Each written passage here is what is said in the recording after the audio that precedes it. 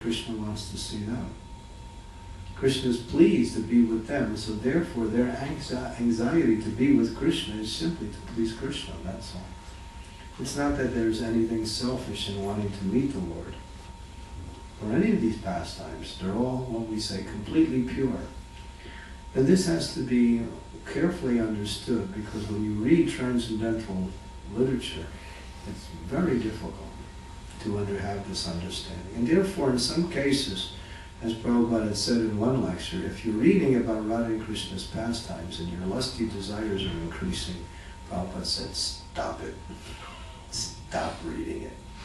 He said, these pastimes are meant to destroy material lust, not increase it. Therefore, you're not qualified to read it. So even in what has been presented by our acharyas, we have to be very, what we say, very, very much in the right consciousness when we read these things. So not to misunderstand, or not to, become, what we say, see that these things are actually essential in any sense. They're not.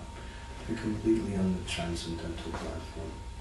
This material world is a place where everyone wants to enjoy. But real enjoyment is with Krishna in the spiritual world, where that enjoyment is perfect.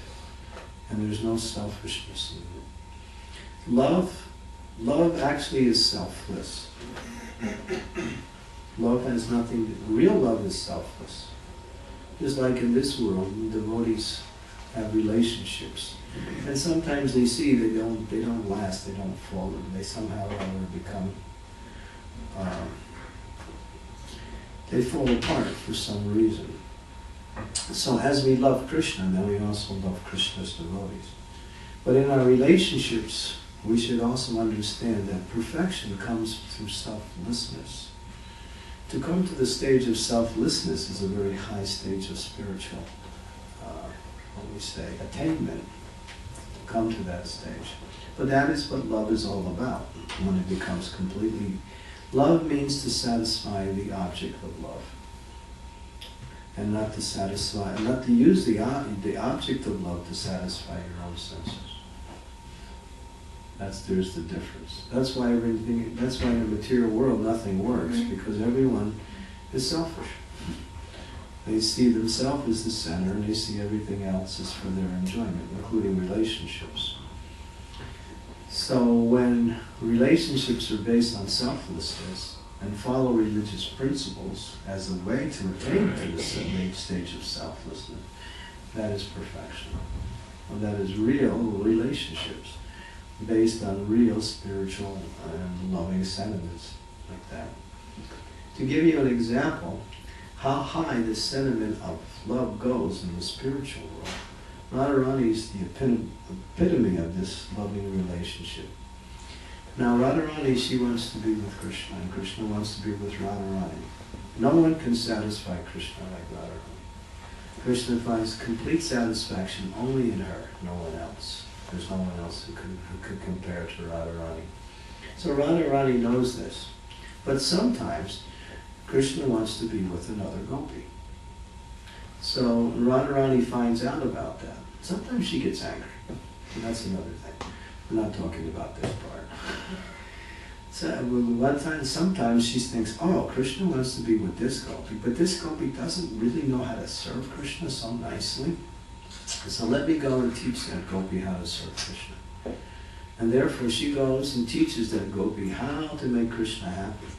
And in that way, she's giving up her own, what we say, apparent desire to be with Krishna. So Krishna finds pleasure by being with this other gopi in the proper way. In other words, in the best of all ways. That's called selfless love. And that's what it means to preach. And that means what it means to execute devotional service, to put Krishna's desire before our own desire. In any relationship, in household life also, entering into household life or being into household life means to keep religious principles as the center of the relationship. If one party is following religious principles and the other one does not, it's not going to work. Both have to be following the religious principles. And then the relationship develops, what we say, naturally or organically, keeping Krishna in the center. Then one develops actually loving sentiments towards each other based on religious principles and devotional service. That's true with everything, in every relationship. So therefore, these are the religious principles help us to, as a guide, to keep our consciousness in the right way. So we follow the path that is chalked out by the Lord and the acharyas in everything we do. But the goal is always one, to please Krishna. Ayapila sita sunya jnana kamana avitam anukulena Krishna silanam bhakti uttama. That devotional service means for Krishna and to please Krishna. It's not just pleasing Krishna, it has to be intended to please Krishna. Because the demons also please Krishna, but they don't get bhakti. They get saruja mukti. They get killed by Krishna, and then they get liberation. A very simple form of liberation, merging into the bodily effulgence. Therefore, even demons please Krishna, because, you could please someone accidentally. But to please without intention is not bhakti. Intention has to be there. So bhakti means to act in such a way that this act is for the pleasure of the Lord, the pleasure of the Lord's devotees. The intention has to be there. And then that's complete bhakti. And that is.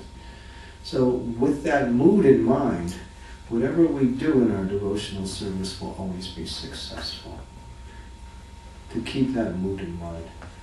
It's a selfless mood, but that's what bhakti is about. It's acting selfless in all situations. But the selflessness is the most selfish thing. Because there's no higher interest of oneself than to be selfless. So that apparent contradictory in terminology. But actually that is actually the reality of bhakti. That your best interest is to be without any interest. But materially it doesn't sound correct, but we're not interested in material things. So this is bhakti. So Krishna, he's saying, well, they're all liars. They're just making it up. And what is he going to do? He's leading up to the pastime where he's just going to tell him, his mother's going to look into his mouth.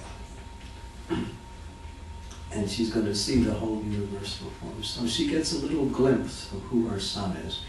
And then Krishna covers her over again.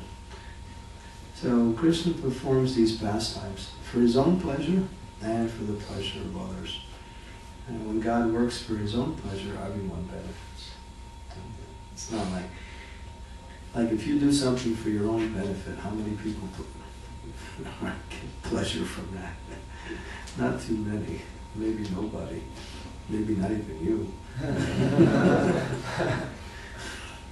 So, when the Lord does something for his own pleasure, everyone benefits. Because everyone is connected to Krishna and bhakti and devotion. So these pastimes are so sweet, and they're so full of deep philosophical meanings. And they're the essence of Krishna consciousness, to hear these wonderful pastimes, to repeat these pastimes, and to become absorbed in Krishna consciousness in this way. And that's why Krishna comes to the material world to do these things. His pastimes are completely satisfying to himself in the spiritual world. There's no need for him to perform these in the material world. But he comes because his devotees are here. And therefore he brings his pastimes to the material world and just to give pleasure to his devotees. Okay. So, eating bread. Okay. Any questions? Yes. What is your name again? Lord. Larry? Lord. Lord. What is the relationship between Abhimanyu and Krishna?